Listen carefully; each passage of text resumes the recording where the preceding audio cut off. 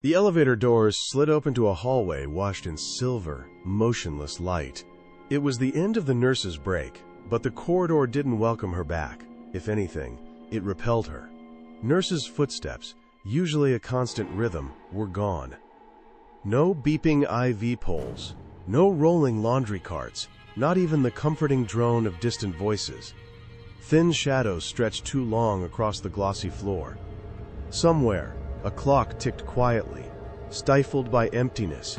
Rooms on either side stood with doors ajar, exposing only veils of darkness within. As she stepped forward, her shoes echoed louder than usual, sharp in the unnatural quiet. She reached out by habit to adjust the badge on her scrubs, the plastic turning cold under her fingertips.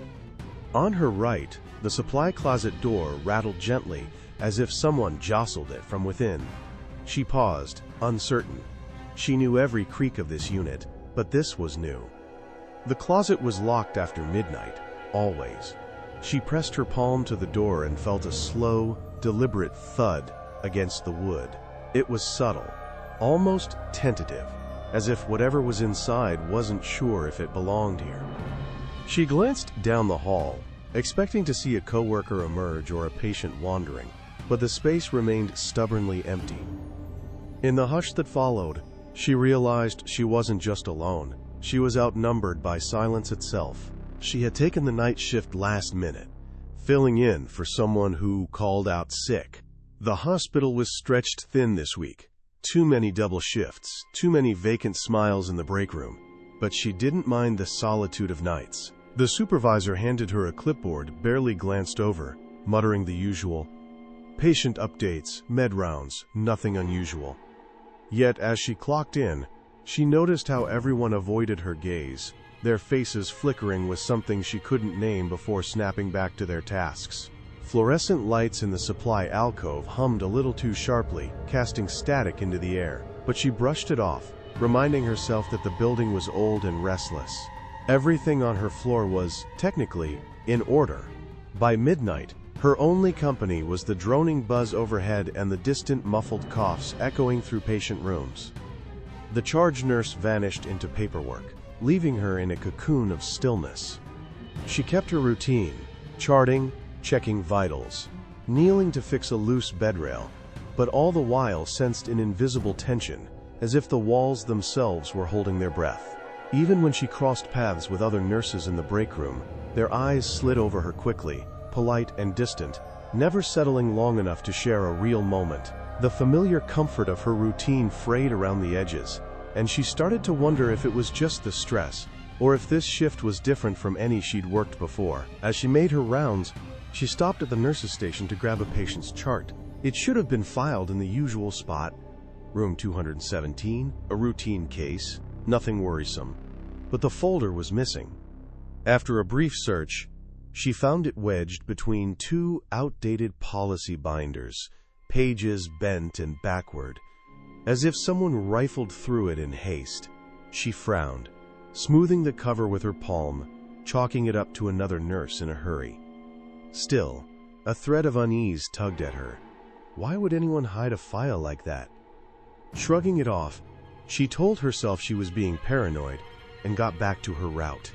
Moments later, walking down the hall toward the medication room, the overhead intercom crackled to life. There was no announcement, only the static-flooded echo of distant breathing. She stood still, heart thudding, waiting for a code or a call. But the system fell silent as quickly as it had awakened. There was no sign anyone else noticed. No heads poking out from rooms, no movement from the other staff in the distance. She squared her shoulders and kept moving, dismissing the noise as a glitch. But as the white noise faded, the silence returned, and this time, it seemed to follow her. She tried to call down to pharmacy to clarify a medication order, but the phone emitted only a dull, unbroken tone. She pressed the receiver to her ear, listening for a click or a voice, but the silence was too thick, almost humming. Switching lines, she dialed the main desk. Nothing. The wall clock stuttered forward, but her messages went unanswered. Each attempt was more desperate, her breathing shallow as she realized her connection to the rest of the hospital was thinning, dissolving like fog. When she turned a corner meant to lead back to her station, She found herself standing at the wrong intersection. The hallway looked familiar, but the numbers on the doors didn't fit. They flickered, changing between blinks, and the exit sign glowed a feeble red above the wrong door. She passed a coworker she recognized, but when she asked for help, the woman only smiled blankly and kept walking. Eyes glassy, gaze fixed on the sterile linoleum like she hadn't heard a word. The nurse felt her own voice echo against the walls and fall flat. Space bent quietly around her, encouraged by the hush, making her feel as though she was walking further and further away from everyone she knew, and maybe from herself too. She passed the end of one long hallway when a wheelchair rolled gently from an empty room, its rubber wheels whispering over the tile. No one was nearby. The brake wasn't set, but the chair glided as if guided by invisible hands. It stopped directly in her path, angled just enough to suggest invitation or a warning. She remembered last week, helping an elderly patient into just such a chair, the patient's pale, trembling hand gripping hers. But that woman had been discharged days ago, yet the chair's seat indented slightly, as though someone still sat there. Her heart hammered as she turned away, but the wheels creaked in reply, following her a few paces before halting. In the silence that followed, her own name echoed down the corridor, soft, urgent, unmistakable. It sounded like a child's voice, drawn out and trembling from somewhere she couldn't see. She froze, childhood memories flickering behind her eyes, a lost sibling in a hospital waiting room, the blur of panic and hope. A chill pressed into her spine as the voice begged her, a hush too intimate to ignore.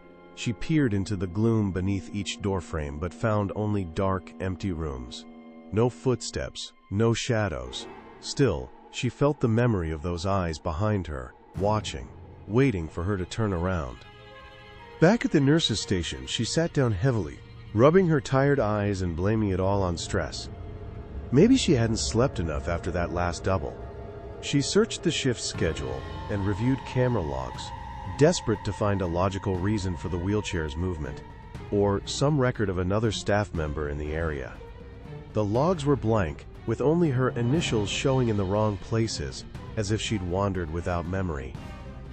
She glanced at her cup of coffee, now cold and untouched, and tried to shake off the growing sense of confusion. There had to be an explanation, one she could file away and forget by sunrise. Despite her efforts to focus, the hospital's silence pressed in closer, thickening the air.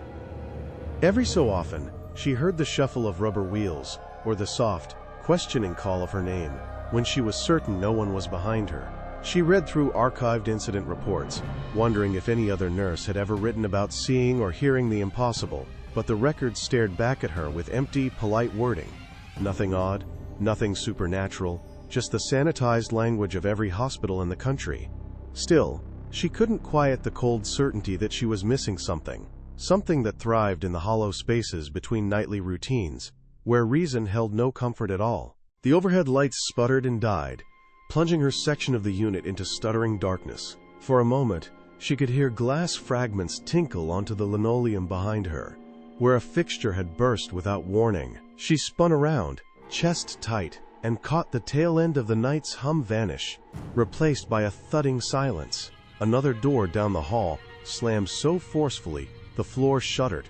She tried to speak out, to call for help, or at least confirmation that she wasn't alone, but her voice clung to her throat. Old security monitors flickered at the nurse's station, showing the halls distorted, shapes smeared against the grainy gray. She stood before a wall-mounted mirror near the medication room, searching her own face for signs of breakdown. Her reflection moved a heartbeat behind her, mimicking her delays, as if testing the boundaries of human and not. She reached for the pocket of her scrubs and watched herself linger before following suit. The air was suddenly too cold, her breath visible in the sterile corridor. She sensed the gaze of something just beyond each corner, patient and hungry, watching her not the way a coworker would, but with the memory of having once been a person, now reduced to little more than longing and pale curiosity. She gripped the stethoscope at her neck and forced herself to look straight into the mirror, refusing to blink even as her reflection shifted in ways it shouldn't. The glass seemed to breathe just slightly, each exhale fogging along the edge. Her double raised its hand before she did, and pressed its palm flat against the surface, pale and trembling. For a moment, she felt the cool grit of glass, not just under her skin, but inside her chest, a pulsing foreign chill. A whisper curled from the mirror's depths. Not quite a voice, but a pattern, as if someone was spelling out her name behind frosted glass. She tried to look past her own face, searching for the source, only to see a shadow move where nothing should have been. Outside the mirror, she heard the shuffle of feet across the polished floor, soft and unhurried, drawing closer. She turned, but the hallway was empty. Then a pressure, gentle, deliberate, pushed at her shoulder, icy through the fabric of her scrubs. She staggered back, heart racing, and felt breath on her neck, too warm against the chill. This wasn't a trick of exhaustion or a failure of nerves. Whatever it was, it had chosen her, drawn by memories and secrets she thought were buried for good. Its presence filled the space between her thoughts, no longer waiting for her to notice, now simply demanding that she accept it. The clock above the nurse's station flickered and hissed, its hands snapping back to 3:12 with a shudder every time she glanced up. She made her rounds in careful order, but the rooms repeated themselves. 215, 217, 219, then inexplicably back to 215, as if the floor plan itself were folding in on her. She tried to mark her path on the clipboard, but the ink bled and dripped sideways, the letters rearranging themselves into patterns she almost recognized from childhood stories whispered through walls. Each time she opened a door, she stepped out into the very same stretch of hallway, the paint on the corners peeling back a little more, the lights overhead puckered like wet wounds. Soon, the layout no longer felt like a hospital at all. The walls sweated, breathing out the scent of old linens and something earthier. Moss, rot, the hush of soil and darkness. The corners stretched away from her, and the tiled floor began to undulate under her feet, softening into something almost organic. Shadows congealed in the doorframes, thickening whenever she blinked. The facility had ceased to be a place for healing and become a hungry thing, humming and pulsing with a will so old and patient she could sense it burrowing into her bones. The Mayo Clinic was gone. In its place was something far older, and it wanted to remember itself through her. Desperate, she pressed the fire alarm, its shrill cry warping into a low, twisted moan that faded almost as soon as it began. Doors that should have led to exits now opened into windowless supply rooms, the stale air thick with dust. She dragged her badge over every locked panel and banged on stairwell doors until her knuckles ached. But even the stairs spiraled back to the same empty corridor, the same flickering lights. She whispered prayers she barely remembered, tracing wards and old shapes on the wall with shaking hands. Each attempt at escape was swallowed by the building's stubborn silence, as if the place was waiting for her to exhaust herself and accept her place in the loop. At last, she stood before the monitor room and glared at the blank screens, daring the shadow on the other side to show itself. "What do you want?" she whispered, voice raw, the question burning in the hush. Something deep inside the walls seemed to answer with a trembling sigh, like a patient exhaling after a long struggle. She saw her own face reflected in the glass, eyes wide, recognizing for the first time that the facility was just as trapped as she was, bound by its own memories and regrets, needing her story to keep itself alive. She staggered back, not sure which of them the night would finally release, or if either could truly leave the other behind. There was a morning, eventually. She remembered stepping into the gray dawn, the hospital shrinking behind her like a bad dream, pressed flat by sunlight. Slowly, she found a new job. Smaller clinic, friendlier faces, routine work that dulled the worst of her memories. She avoided night shifts, kept her home bright, and lined her dresser with new, shiny lanyards. Weeks passed, her hands steadying with every mundane day. But when she unpacked a box of old uniforms, Her fingers grazed the rigid plastic of her old badge.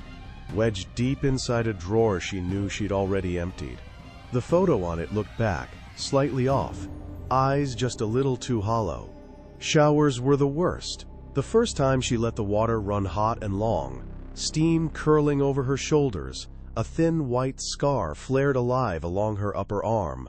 She touched it lightly, unfamiliar, tracing its path with confusion and just a little dread.